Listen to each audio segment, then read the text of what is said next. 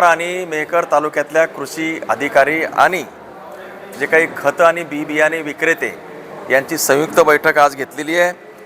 आता लवकरच जून महिना सुरू होऊन पेरण्या सुरू होतील, शेतकरी कामाला लागलेला आहे। अशा वेळी शेतकरी खतांची खरेदी करतोय, बी बियाण्याची खरेदी करतोय। त्यामध्ये माझ्याकडं गेल्या 8-10-15 दिवसापासून काही तक्रारी आल्या। त्या तक्रारीमध्ये विशेषतः DAPचं खताचा तुटवडा आहे।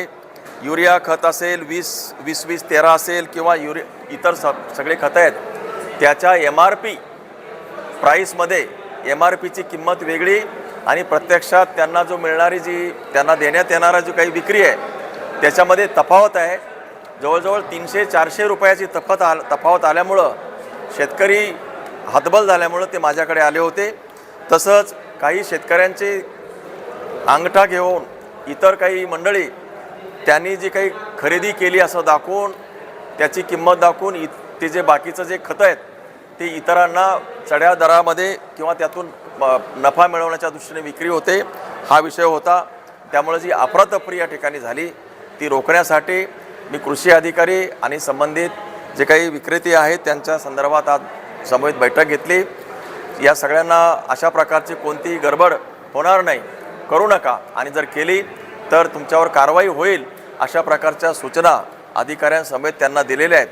त्याचबरोबर जे काही एखादं खत देताना किंवा एखादी गोष्ट देताना दुसऱ्या गोष्टीची लिंकिंग करण्याबद्दल आणि त्याचा जो भार आहे तो शेतकऱ्यावर पडत असल्यामुळं या सगळ्या एकूणच प्रोसेसमध्ये नडणारा, आडलेला आणि ज्याच्यावर त्रास पडतोय तो शेतकरी हाच वर्ग असल्यामुळं त्यांना हे लिंकिंगचा सुद्धा त्रास होतो।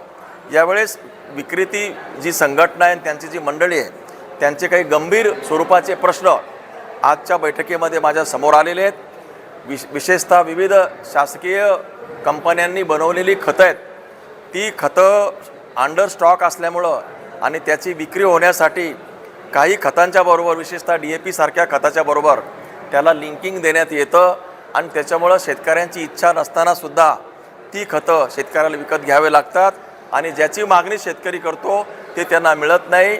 दुसरं, त्यांनासुद्धा जो काही ट्रान्सपोर्ट आहे विक्रेत्यांच्या संदर्भात तो पूर्वी ॲक्च्युली खरं तर ह्या कंपन्यांनी त्यांचा जो काही माल आहे तो त्यांनी विक्रेत्यांच्याकडे लोड केला पाहिजे, पण इथं उलटं होतं आहे। हे ज्या कंपन्या आहेत त्या स्वतः आपला माल तिथेच ठेवतात, आणण्याचा खर्च जो ट्रान्सपोर्ट आहे तो त्या विक्रेत्याला देतात, त्यांना भरावा लागतो।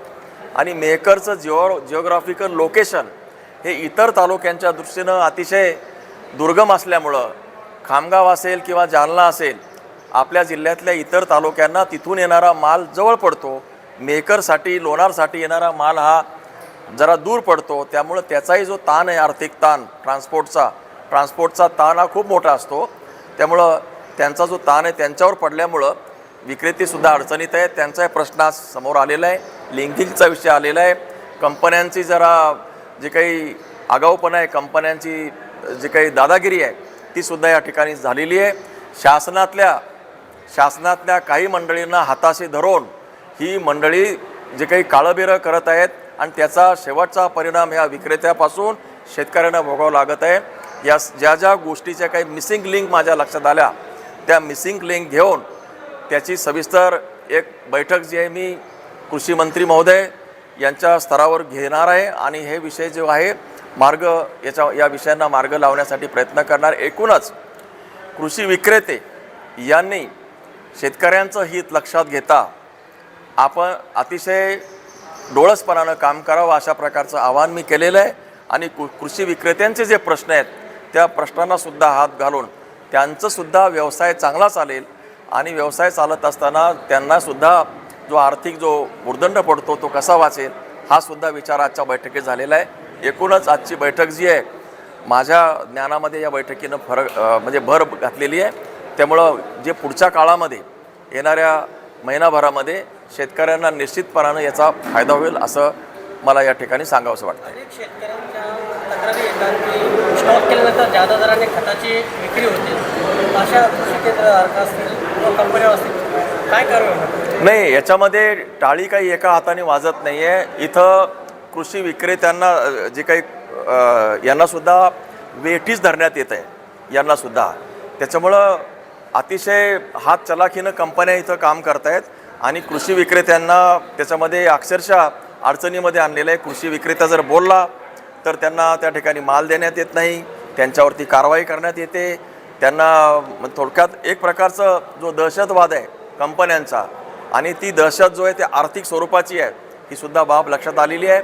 त्याच्यामुळं जो कृषी विक्रेते, काही त्यातले कृषी विक्रेते आहेत ते इकडला जो लॉस आहे दुसरीकडे भरून काढण्याचा जो काही केविलवाना प्रयत्न करतायत. असे जे काही कोणी करत असतील त्यांनी असं स्टॉक वगैरे करायचा कार्यक्रम आहे तो करू नये अशा सूचना आहेत.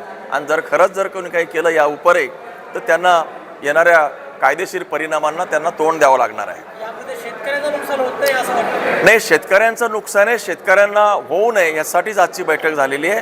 शेतकऱ्यांना जास्तीत जास्त आपण न्याय देण्यासाठी, त्यांच्या बाजूनं उभं राहण्यासाठी, त्यांची अडवणूक होऊ नये, नडवणूक होऊ नये यासाठीच आजच्या बैठकीचा हेतू होता. आणि तो मला असं वाटतंय या आजच्या सूचना जर व्यवस्थित पाळल्या तर त्याचा चांगला फायदा शेतकऱ्यांना होईल.